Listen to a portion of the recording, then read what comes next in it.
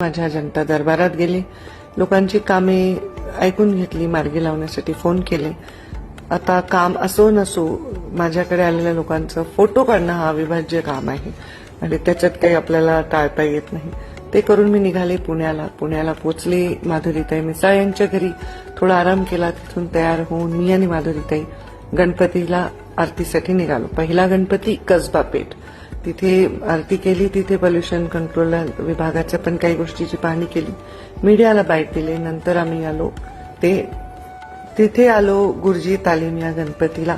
तिथे देखील गणपतीची मनोभावे आरती केली आणि तिथून पुढे निघालो. खूप गर्दी होती, लोक हात करत होते, फोटो काढायचा म्हणत होते. सगळ्यांचं मन राखता आलं नाही, पण बरंच काही करत आलो. तिथून पोचलो ते गुरुजी तालीम गणपतीला. बघा किती सुंदर गणपती आहे, तिथे खूप सुंदर देखावा केला होता. तिकडनं आम्ही पोचलो ते तुळशीबाग गणपतीकडे आणि तुळशीबागच्या गणपतीनंतर पोचलो ते दगडूशेठ गणपतीकडे. तिथे मनोभावे पूजा केली, सत्कार झाला आणि बाजूलाच एक दत्त मंदिर आहे.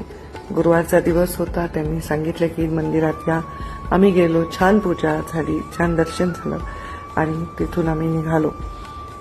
प्रत्येक पोलीस अधिकाऱ्यांचं मी कौतुक करत होते की चांगली व्यवस्था केली. मला खरंच पुण्याचं कौतुक वाटलं की यावेळी पुण्याने लोकांची व्यवस्था छान केली. तिथून आम्ही गेलो ते आमच्या मुक्ताताईंच्या केसरी वाड्यातील गणपतीचं पारंपरिक एक आमचे ते दर्शन आहे ते घेण्यासाठी त्यांच्या परिवारालाही भेटलो आणि तिथून धीरज घाटे यांच्या गणपतीला आम्ही भेट दिली. खूप छान त्यांनी कोल्हापूरच्या देवीचा तिथे देखावा तयार केला होता.